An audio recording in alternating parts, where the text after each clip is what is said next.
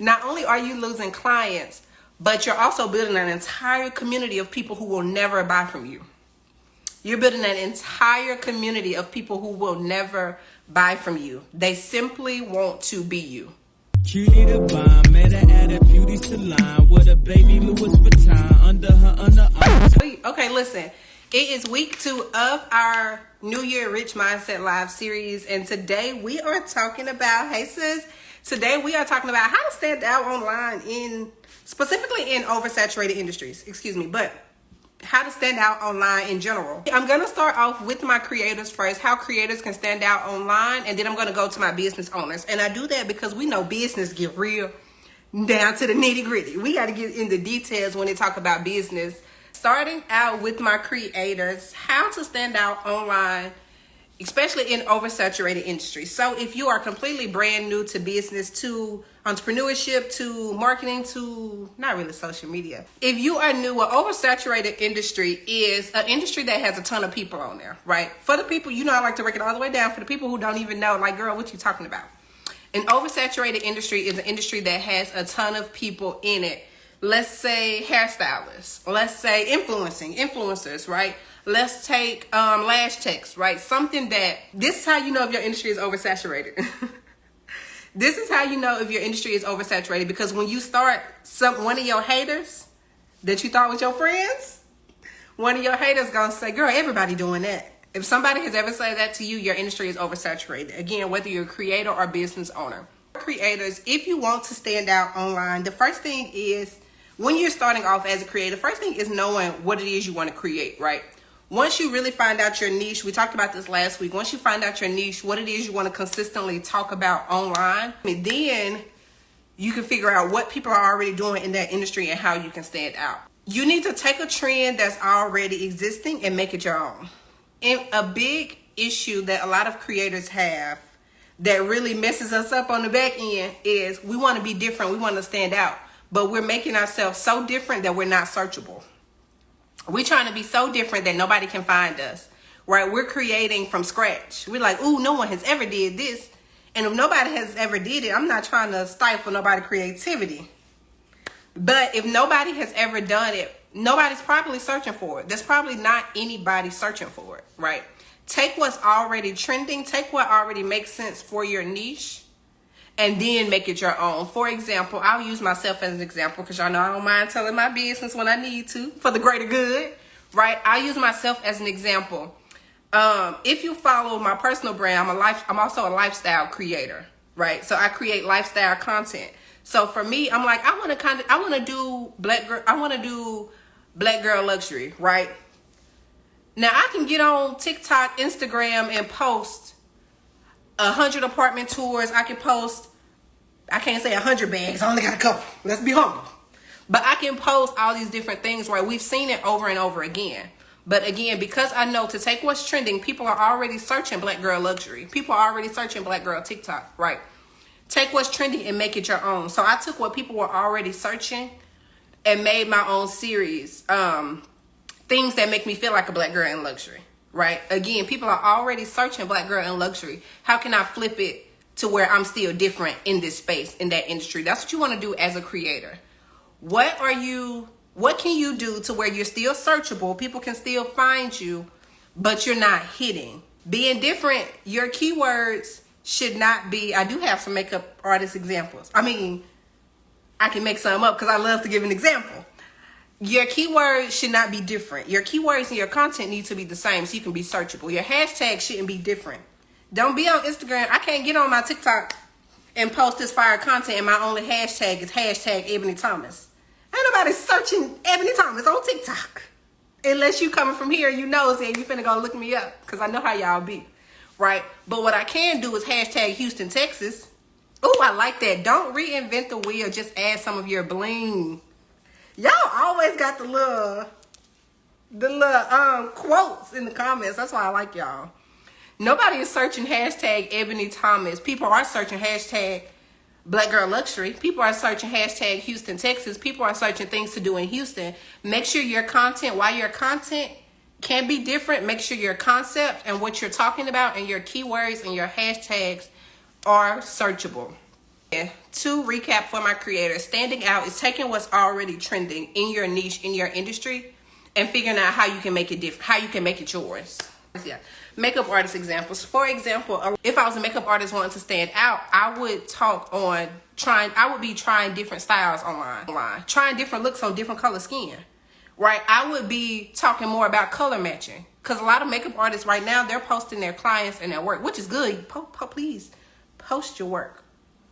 But if we're talking about standing out, people migrate rather to information. I can follow you because you're posting all of your clients and your work look good. And I'm like, I got to work with her, right? But I'm locked into your community. And when you start teaching me how to color match, I'm like, dang, she really knows what she's talking about, right? Or talking about how eyeliner works on different eye shapes, right? That's very specific, very niche, right? But again, it's all about who you're targeting in your audience.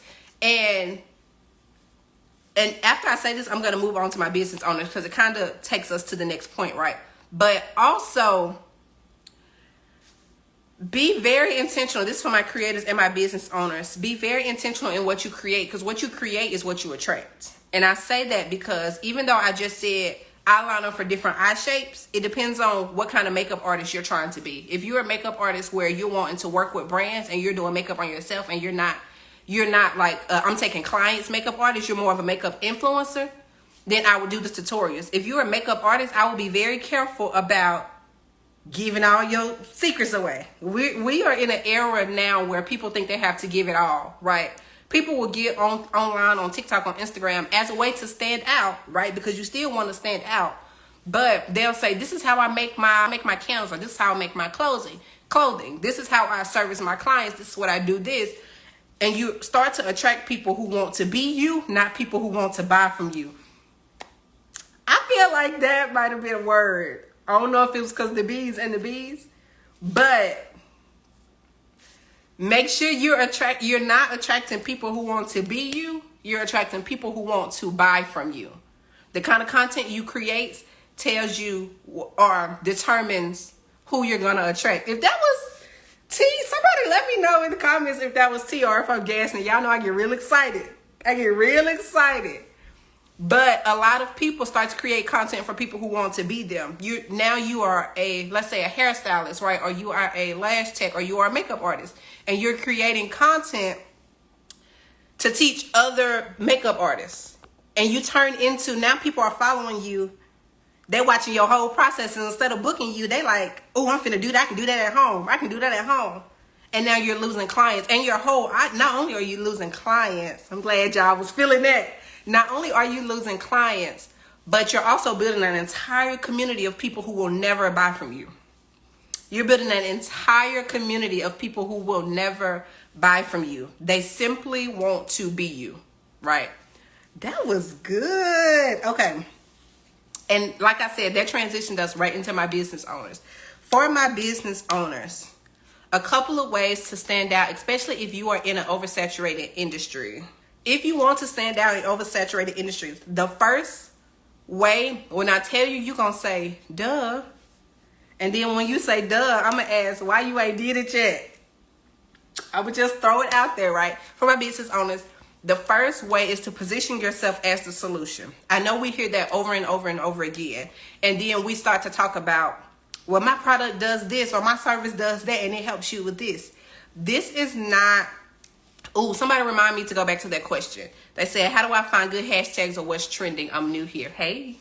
Oh, we was just DMing. Hey, girl. Okay, for my business owners, position yourself as the solution, right? People always say that, and people go into, this is what my product does, this is what my service does, right? Does was the right word. When I say position yourself as a solution, I'm talking about the problems that nobody else is talking about, right? I'll give you a perfect example, right? Everybody started talking about people not getting their hair washed. Now all the stylists, not all of them, not enough, but a lot of stylists are now saying, I wash hair, and they're using that as their standout factor. As soon as somebody tell me they wash hair, I'm like, bet, you're the one. Forget all the other noise, you're the one. Let's take it a step further. People also complain about people's booking sites. And then my stylists go And then my stylists go, and then I'm going to go to boutiques in a second, sis. And then my stylists go, well, I set my policies in place because of this. This happened, et cetera, et cetera. And they're not wrong. However, if you want to position yourself to stand out in an oversaturated industry, it's not about your policy. It's about your presence. It's about how you're speaking to your customers. There's a huge difference between do not bring... Oh, okay, I need to read. I get distracted by the comments. There's a huge difference between no extra guests, no this, no that, no food, come on time, 5 minutes late. There's a huge difference between saying no extra guests in all caps. Even if you don't got the exclamation points, I'm going to assume you got better customer service than that, right? But what if you just said, what about waxing? What if you just said, to ensure your safety, one person per visit? That's a little different, right? We're taking what we're already complaining about and we're making ourselves the industry standard, right? A lot of people will stand out in their industry just through their customer service alone, depending on your industry, right? What if you just took what was already in place and tweaked it, and then not only did you make that change on your website, but then you went and publicly talked about it on your platform. So while all the other stylists are on there ready to go to war, that was ghetto. That little roll up was so ghetto. I'm sorry. While all the other stylists are ready to go to war about their policies, you're explaining yours in a way that makes sense to your audience. You're not fighting back towards your audience, right? Let's take, somebody said boutiques. And I saw my sis say slow shipping, bad customer service, not having plus size, not having enough of it, quality in the clothing. Another thing people complain about in boutiques is not seeing it on real bodies. What if your industry is oversaturated, right? Because I can name 3 boutiques that sell the same stuff right now. Let's say your industry is oversaturated. If you want to stand out, this is what I would do if I had a boutique. This literally just came to my mind. This is what I would do if I had a boutique. Let's say I'm selling a dress. Keep it real simple. Let's say I'm selling a dress. Now, instead of me putting this dress on a perfect body, right, or on what looks like ideal, because again, let's be very clear that marketing matters and how you put yourself out there matters. So there's nothing wrong with, again, you want to make your clothes presentable when you're presenting them to the world. However, let's say instead of going against the norm, instead of doing what's normal, if we're talking about standing out in our industry, what if we had 4 people in that same dress, had all of them lined up, 4 different body types? Now we can see how it looks on multiple people, multiple different heights, multiple body sizes, multiple shapes, right? That's gonna stand you out at a boutique right there. Or let's say you don't have 4 people. Well, I'm gonna assume everybody on here got 4 friends. I'm one of them. I don't know if I can come model for a boutique, but I'm gonna assume everybody has 4 friends. Because again, this doesn't have to be, I'm not saying go find 4 $1,500 an hour models, set up a studio. I'm just saying get 4 people in a room. Get your friends in a room, right? Say, hey, can you try this on? Let's make it cute, make it fun. I'm real good on hey friend, can you come help me out? I'm gonna order some food, get some drinks, and we can make it a thing, right? But if you want to talk about standing out, go against the grain. Do what's different. Sis said, Sis said, what about waxes? I'm struggling with content. For my waxes, again, a lot of people show the before and after of their waxes. What if we explain the different kind of waxes, right? I'm not a wax girl. That might be too much information, right? But I don't know if I'm coming to a new, it's not wax text, waxer, I'm assume. If I'm going to a new waxer, I want to know, should I do sugaring? Should I do all these different kind of waxes, right? What if we start to talk about that? What if we show the different kinds? What if we talk about how our process is different from other people, right? Because again, everybody's showing their before and afters. That's the standard in our industry. What if we talk about the different waxes and the results they get? What if we start to talk about, hey, if you have this texture hair, I would suggest this kind of wax because this. If you have this texture hair, I would suggest, if you have fine hair, this is the kind of service you should be booking. This is why. And when they see that, they booking the service with you because you're the one who know what they talking about, right? And I say know what they're talking about loosely because again, this is something. A lot of the stuff that we ignore, everybody in our industry knows, but nobody's talking about, right? All the waxers, I'm assuming, knows what works best for what. They're just not telling their audience, right? But you become the standard. People start to trust you if we really in our marketing bag, we start to talk about our know, like, and trust factor, right? Online, people start to trust you because you're giving them the information to make them feel comfortable with booking you. That's how you stand out. And you didn't do nothing different but tell them what you already knew, right? For life insurance, because I don't want to skip over that, right? I would do case studies, right?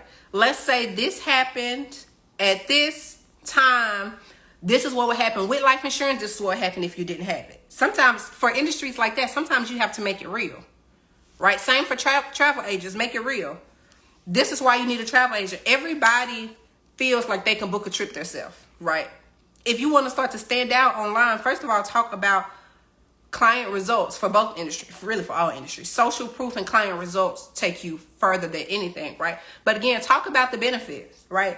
Sometimes we get so caught up in, I can do this, I can do that. We take out the emotion. When you start to add the emotion, aka emotional marketing, when you start to add the emotion, that's when you start to stand out. It's not just, I can book your trip for you, I can get you this rate. What if it's, I can make your travel as smooth as possible. I can make sure you don't have to worry about anything but something real cute. I can make sure you don't book with me as your travel agent, and the only thing you're gonna have to worry about is what shoes you wear.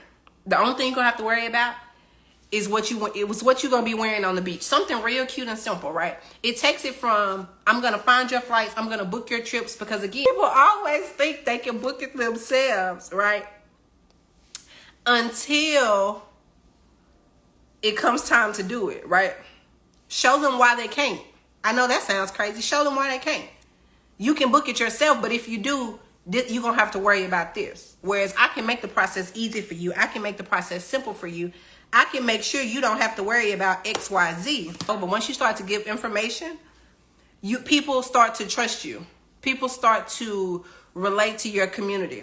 People start to understand why you are the go-to. If you want to establish yourself, a good part of standing out in your own industry, especially if your industry is oversaturated, is establish yourself as an industry expert, right? Establish yourself as an expert in your industry. Talk about the stuff people don't want to talk about.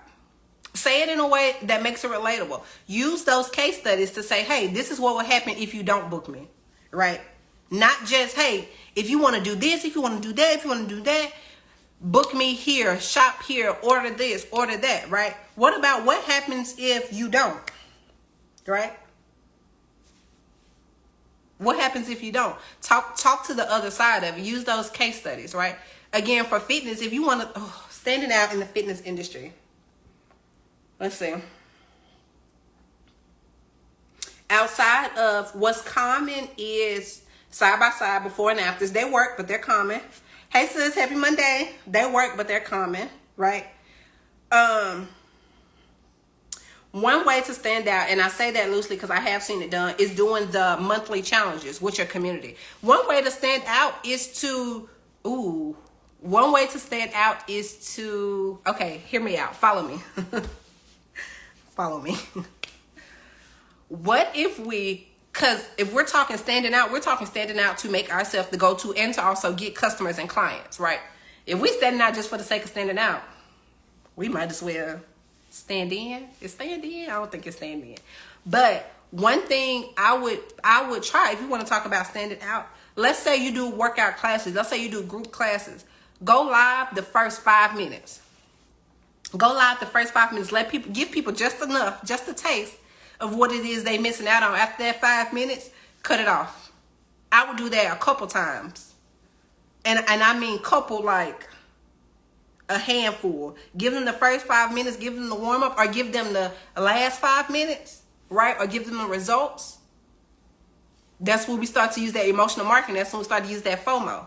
Because they got on live thinking they was getting the whole thing. And now they're realizing, dang, her fitness classes are really a vibe. People are in there working. They are getting results. I know what I'm getting myself into. I need to book it so I can make sure I'm at the next one. Okay, I got one more way for my business owners to stand out. Let me pause really quick. If you have not planned your content and you need a content planner, and you need not a content planner, the content planner, the same content planner that helped me hit consistent high 4-figure months on social media just from posting as an influencer and also in my business, right? Comment rich, and the link to the content planner will be DM'd to you. If you need a daily planner, if you are very serious about your goals in 2024, if you are very serious about your productivity, if you want to be tracking your daily, weekly, and monthly, planning your daily, weekly, and monthly schedule, doing financial reviews to make sure that you are actually profitable in your business and not just spending money and not knowing. I can't wait to see that body type idea, sis, because that was real good. If you want to make sure you are profitable, you want to do these financial reviews, if you want to make sure that at the end of the month, you are not only celebrating the stuff that you have done, but you're also consistently looking for opportunities, right? Because sometimes we miss out on opportunities because we're not taking the time to actually review. If you want to do that end of the month review, comment rich. I already see y'all in here ready. Come through, right? Comment rich, and I will send you the link to the daily planner. That was my brief commercial break. Back to the tea.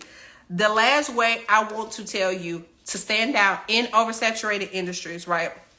Let me tell you the mistake a lot of business owners make. Again, a lot of people make the mistake when you're starting your business. We go and look for, I don't even want to say we go and look for inspiration. We go and do market research, as we should, right? You should see what people in your industry are doing, how you can be competitive. You should see what is common. What's the common pricing for your products, right? What is the common objections people are solving for? What are the common things that people are offering that clients and customers are wanting, right? We do market research. Where we go wrong is that after we do this market research, we find what we like, or we do what's common in our industry and we stick to it, and then we like, dang, the industry oversaturated, everybody's doing the same thing. If you want to stand out online, especially in an oversaturated industry, do not take your inspiration, or do not take all of your inspiration from your industry. Take your inspiration from other industries, right? Let's say you are a hairstylist. What are the lash techs doing? What are the nail techs doing, right? What can we learn from what they're doing in other industries? Because for them, it's common, but once we bring it to our industry, it's new, it's innovative. Nobody has ever seen it before. You're like, yes, y'all have. Not from us, right? Take your inspiration from other industries and then figure out how it can work in yours. This is how you start to stand out in your own industry. Because if you're only taking inspiration from your industry and then you're wondering why you can't stand out, why you're starting to blend in, it's because we only taking our own advice. Listen, I have to set a timer for market research. I'll be 3-4 hours in and get lost on where to start facts. I get lost on the plot in general. I forgot I was even doing market research. Now I'm just scrolling.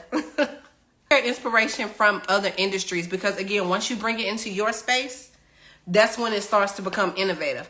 Standing out doesn't mean recreating the wheel. A lot of the things that we are trying to do when we're recreating the wheel, I'm not going to say nothing is brand new under the sun, but a lot of times it's not working because it don't work.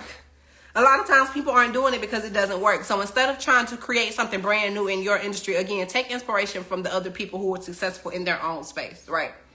If I was a lash tech, I would be looking at hairstylists, seeing what they're doing, how they're promoting, right? I like this tip and agree, especially with having a boutique. The market is so oversaturated. I feel that it's important to be authentic. Yes. Sis said, great tip. I've been watching Spy and Beauty Pros and Bosses because it's still directed to fashion. Yes. That's such a good point, because boutiques,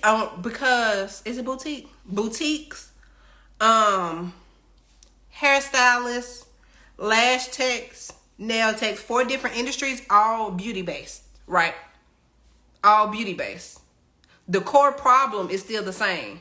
Not problem. The core goal is still the same, for women to feel and look their best self, right? Regardless of if you're in either of those 4 industries, your problem is the same. Your common goal, I said problem again, loud and wrong. The common goal for your customers is still the same. That's why you can go and take inspiration from these different industries, right?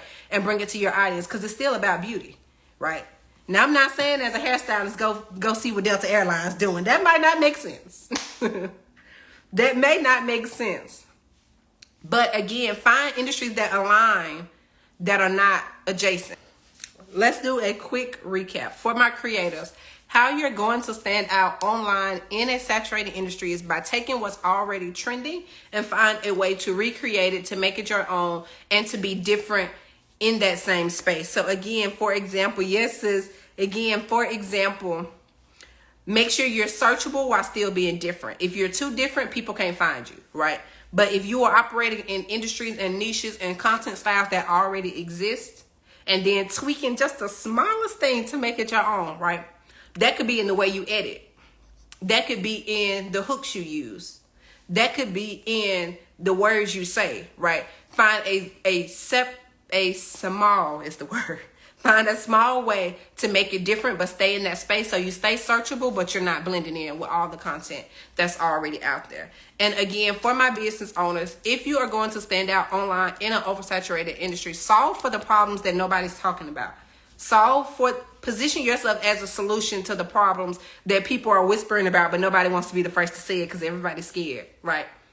The stuff that you and your friends are talking about as the industry experts, and you still see the issue, and we're bouncing around it. Make that your go-to. Use that. Take the thing people are saying, I don't want to talk about it, and be the one to talk about it, right? For me as a social media strategist, you're so welcome, sis. For me as a social media strategist, nobody wants to talk about how people are burnt out on social media. Everybody's just saying, create, because I'm a social media strategist. I'm going to tell you how to create. I'm telling my audience, if you tired, take a break. In fact, let me do it for you, right? Because now I'm going to offer social media management because I know you're tired and I know you're burnt out, right? That's not me ignoring the elephant in the room. That's me, again, feeding my audience, giving them the value that they need, but also knowing where they are in their journey, right? Also, again, for my business owners, if you're going to stand out, take your inspiration from other industries that are adjacent to the common goal, right? Sis said, oh, that's good. Sis said, hey, Amber, that's what I did with postpartum hair loss. I was bald and created a solution, literally. And again, postpartum hair loss, hair is one of those industries that people think is so oversaturated, I can't get into it. Nobody's focusing on postpartum hair loss. You want to talk about standing out in your industry. Perfect example. Sis said another problem fashion boutiques don't talk about is the importance of undergarments. And that's not funny. I don't know why I giggled. That was childish of me. I'm sorry. Another problem fashion boutiques don't talk about the importance of undergarments and correct bra sizes to expertise a great look. That is such a good point. It's a lot of people don't know their bra size. That's childish, sorry. But it's important. It took me a long time to understand the importance of shapewear. I'll say that. It took me I ain't slim and trim today. Relax. But back then in college, I'm slim and trim-ish. Right? My dress is a good size. I don't need shapewear. Not knowing about how it's going to smooth you out. Not knowing the importance. Not knowing why, regardless of whether you're skinny, whether you're medium, whether you're plus size, what it does to elevate a look. That is a good point. That's such a good point. Since I'm creating an ebook on that, girl, add some visuals. Some before. You want to talk about before and afters. Add some visuals and all the body types that we talked about. I like that. That's a good idea. Love y'all. Bye. Now I ain't messing with